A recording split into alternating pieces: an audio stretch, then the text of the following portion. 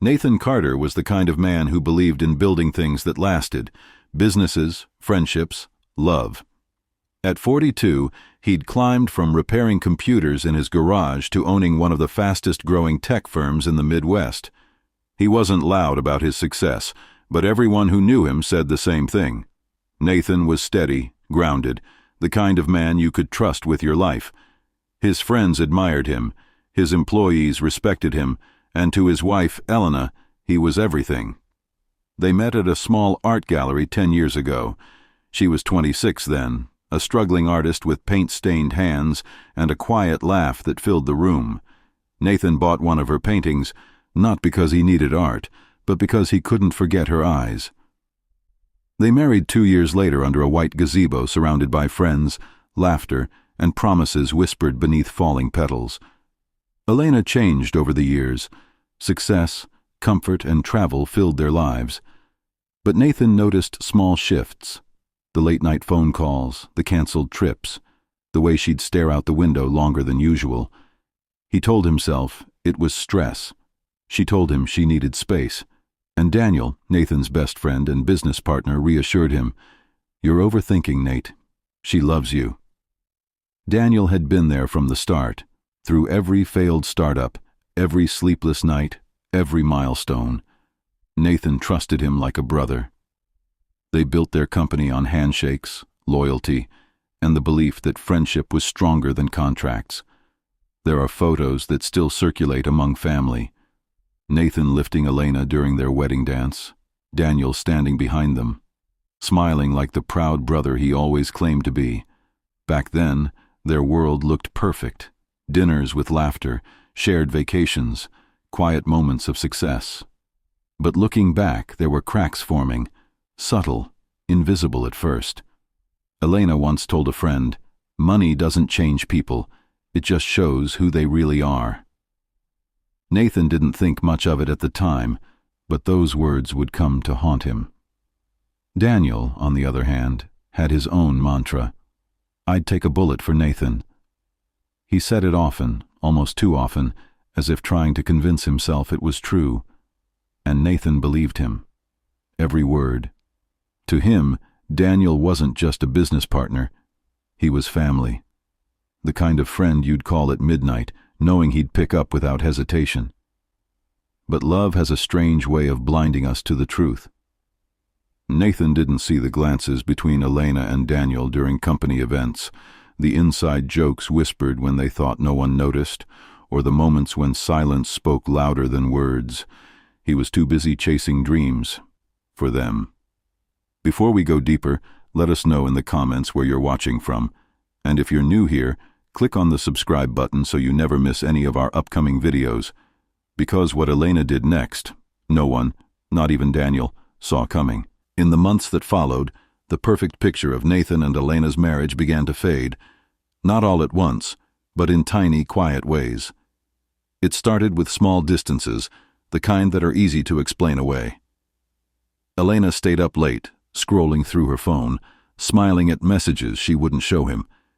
She said they were from her art clients, and Nathan believed her. When she began traveling more for gallery events, he convinced himself it was good for her, that she deserved space to rediscover herself, because love blinds the loyal. And Nathan Carter was loyal to his core. Still, he felt it. The coldness in her tone, the way her laughter no longer came easy. She'd look up from her phone, smile faintly, and change the subject. The woman who once painted barefoot on Sunday mornings now dressed in designer heels and silk blouses, scrolling through online boutiques with a glass of wine in hand. She'd justify every purchase with a shrug. "You can't take it with you, Nate. What's the point of working this hard if we can't enjoy it?" He'd nod, half smiling, half breaking inside, because deep down he knew the life they built wasn't about money. It was about meaning, and meaning was slipping away. When Daniel started showing up more often, Nathan was almost relieved. Daniel had always been the peacemaker, calm, rational, the friend who knew how to read a room. He'd tell Nathan to relax, to stop taking things so personally. "She's just stressed, man. You both are. Let her breathe."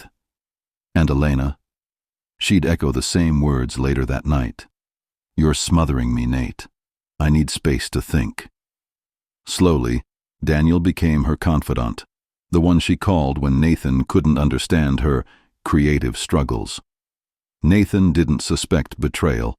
He saw friendship, and in that blindness, the cracks deepened. By the 10th year of their marriage, love had turned into performance. Dinners became silent. Conversations became strategic. Elena began rewriting their story in subtle ways, telling friends Nathan had changed, that he'd become cold, obsessive, controlling. She would sigh and say, "He's not the same man I married," and people believed her. Because that's how manipulation works. It whispers before it shouts. Nathan tried to fix things. He booked a surprise getaway to rekindle what they'd lost. She canceled last minute, citing work. And when he asked if something was wrong, she smiled with tears in her eyes and said, "You're the one who pulled away first." By now, Nathan's reflection no longer looked like a man in love. It looked like someone holding on to a memory already gone. Then came the final blow. It was a Wednesday evening. Nathan was on a business trip in Chicago when his phone buzzed. A single text message lit up the screen, 8 words that ended everything. "It's over, Nate. Don't call. Don't look for me." He froze, rereading it until his hands shook. Within minutes, he opened his banking app, and the numbers didn't make sense. Every account they shared, emptied. Savings, investments, even the charity fund under his company's name, gone. Millions vanished in a single day. His chest tightened, heartbeat echoing in his ears like a drum in an empty room. He called her once, straight to voicemail. Then he called Daniel. No answer. That was the moment Nathan realized this wasn't heartbreak. This was theft. And Nathan Carter wasn't the fool she thought he was. Before we continue, tell us, if this happened to you, how would you react? Would you forgive? Or would you fight back? Let us know in the comments. And if you're new here, don't forget to subscribe, because what comes next will leave you questioning everything you thought you knew about love and loyalty. What the world didn't know was that Nathan Carter had seen this coming long before Elena's text arrived. Months before she disappeared, he'd begun to notice quiet inconsistencies, invoices that didn't add up, missing funds labeled as consulting fees, signatures on wire transfers that didn't look quite like his. At first, he wanted to believe it was a clerical mistake, but when he asked Elena, her answers were too quick, too practiced. "You're getting paranoid, Nate," she'd said, turning away. That night, he stayed awake staring at the ceiling, wondering how long she'd been planning this. That's when something in him shifted, from confusion to calculation. He realized that love might make a man blind, but betrayal could teach him to see. Quietly, methodically, Nathan began to move his fortune. He created trusts under legal aliases, restructured his assets, and built shell accounts across multiple jurisdictions. What remained in their joint accounts, the ones Elena had full access to, was nothing more than bait. $300 million in traceable decoy funds, carefully designed to look real. Every transfer she made, every login she used was monitored and logged. He never told a soul, not even his accountants, because trust, once broken, demanded silence. Nathan wasn't planning revenge, not yet. He just wanted the truth to reveal itself. When Elena finally made her move, cleaning out what she thought was his life's work, Nathan didn't fight it. He didn't call the police. He didn't go to the press. He let her believe she'd won. And by the time she boarded that private yacht off the coast of Greece with Daniel, cameras had already caught their smiling faces. News outlets swarmed with headlines, "Business mogul duped by wife and friend." "The Carter empire collapses overnight." Talk shows debated how one of the smartest men in the country could fall for such a betrayal. Everyone assumed Nathan had been destroyed, but he stayed silent, not out of shame, but patience. Days later, While Elena and Daniel celebrated their new life, the reality began to unfold. The accounts she'd transferred into foreign banks returned errors. The passwords didn't match. The balances read 0. She called Daniel, panicked. "You told me it was all verified," she shouted. He checked his own accounts. Empty. Every dollar they thought they'd stolen was gone, replaced with frozen statements and fraud alerts. That's when she found the paper trail Nathan had left, one she didn't understand at first. Every shell company she'd used to hide the money was legally tied to her signature, her email, her devices. Every wire she made, every signature she forged, led straight back to her. As the news cycle began to turn, whispers spread that maybe Nathan hadn't been fooled after all. The narrative shifted from pity to curiosity, and soon fear. Because if Nathan Carter could build an empire from nothing, what else could he build in silence? But Nathan wasn't done. He wanted her to feel what he did, not in dollars, but in time. Time spent running, time spent watching everything crumble, time spent realizing that betrayal never ends cleanly. It echoes. So tell me, if you were in Nathan's place, would you stop there? Or would you let her live long enough to regret it? Let us know what you do in the comments, and don't forget to subscribe, because the next part of this story shows what happens when revenge stops being about money and starts being personal. Weeks passed, and while the world believed Nathan Carter had vanished into humiliation, he was quietly orchestrating the final act of his story. Behind the calm surface, he began to release fragments of evidence, not through interviews or social media posts, but through precise, deliberate leaks. An anonymous email landed in the inbox of a financial crimes investigator containing transaction histories that tied Daniel's name to years of hidden embezzlement. Within days, federal agents began circling. Accounts were frozen. Offshore entities Daniel thought were invisible were suddenly under scrutiny. Then came Elena's turn. Her villa in Mykonos seized. The yacht she once called Freedom, impounded by authorities. She was blindsided, screaming at reporters as cameras flashed, insisting she was the victim. But no one was buying it anymore. Daniel disappeared the moment the investigation began, leaving her behind with a mountain of forged documents and false promises. Their perfect new life crumbled faster than it began. Within weeks, the lavish love story that had made headlines turned into a scandal of betrayal, fraud, and desperation. But the cruelest blow came not from law enforcement. It came from the truth. A series of voice recordings surfaced online, leaked anonymously, showing late-night conversations between Daniel and a confidant. His voice was calm, almost amused. "I never loved her," he said. "I just needed access. Once she gave me Nathan's passwords, she was done."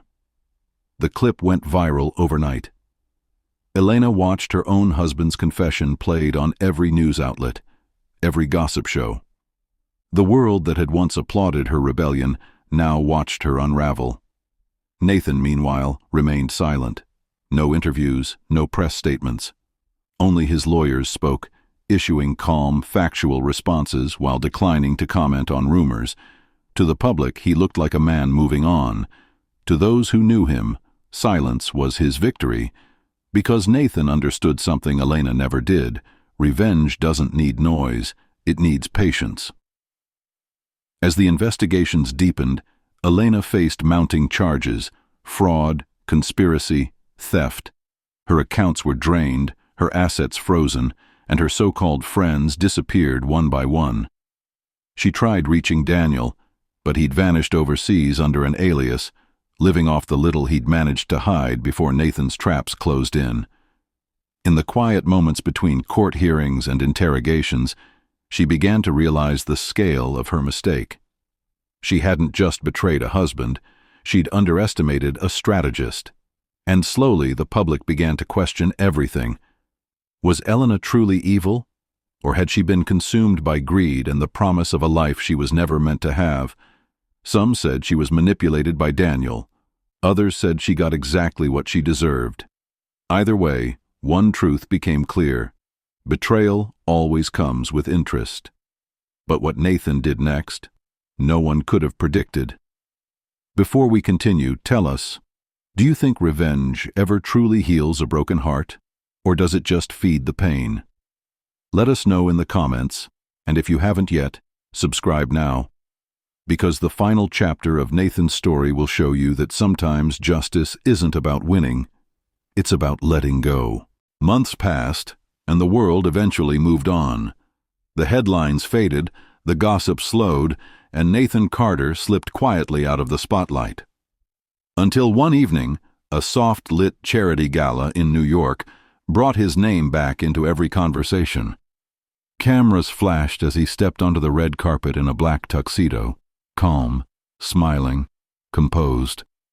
There was no bitterness in his eyes, only the quiet confidence of a man who had already made peace with the past. He greeted the press with grace, declined every invasive question, and walked onto the stage to speak, not about betrayal, not about loss, but about purpose. That night, Nathan announced a $50 million donation to a new foundation he'd built in honor of his late father, a man who had once told him that true wealth is what you give away after everything else is gone. The money came entirely from assets recovered during the investigation, money that had once been stolen, twisted, and tainted by greed. Now, it was being used to rebuild schools, fund medical programs, and give opportunities to families who had nothing. The audience rose to their feet in thunderous applause, and for the first time in a long time, Nathan smiled, not out of triumph, but release. Somewhere miles away, in a dim apartment she could barely afford, Elena watched the event unfold on a cracked laptop screen. The woman who once lived among marble floors and ocean views now sat alone, surrounded by silence. Her reflection in the glass was almost unrecognizable, thinner, older, hollowed out by regret. She watched Nathan's speech to the end, tears welling in her eyes as the audience cheered for the man she once called her husband. He looked at peace, untouched by anger, while she sat trapped in the ruins of her own choices. Then, as the broadcast ended, her phone buzzed. A message appeared on the screen, no name, just a number she hadn't seen in months. Her heart raced. The words were simple, familiar, and devastating all at once. "It's over, Elena. Don't call." For a long time she stared at the message, her fingers trembling. There was no anger in those words, no threat, only finality. The same words she had once sent him without remorse now came back like a mirror, closing the story she began. Nathan didn't need revenge. He didn't need to see her punished or broken. He had already won, not by destroying her, but by rebuilding himself. Some endings aren't revenge. They're reminders that every choice, every betrayal, every moment of greed leaves an echo that always finds its way home. So tell me, if you were Nathan, could you have walked away with such peace? Or would you have answered pain with pain? Let us know your thoughts in the comments. And if this story moved you, make sure to subscribe, because the next one might just make you question what forgiveness truly means. She thought love was a game she could play for profit, but when loyalty meets betrayal, only one walks away with peace. In the end, Nathan didn't need to destroy her. He just needed to let her see what she had become. Because some lessons aren't taught in courtrooms or bank statements. They're taught in silence, in reflection, in the empty space left behind when everything you valued turns to dust. Money fades. Trust doesn't. Once it's broken, it never returns the same. Elena learned that too late. And Nathan, he learned that revenge isn't always about getting even. Sometimes it's about rising above what tried to break you, walking away with dignity when you could have chosen destruction. That's the quiet power of peace. That's what real victory looks like. So, what do you think? Was Nathan's revenge justified? Or did both of them lose in the end? Let us know your thoughts in the comments below. And before you go, tell us where you're watching from. We'd love to hear from you. If this story moved you, make sure to hit that like button, share it with someone who needs to hear it, and subscribe so you never miss the next story that'll make you feel, think, and remember what truly matters. Because at the end of every betrayal, there's always a choice: to chase revenge or to choose peace. Which one would you have made?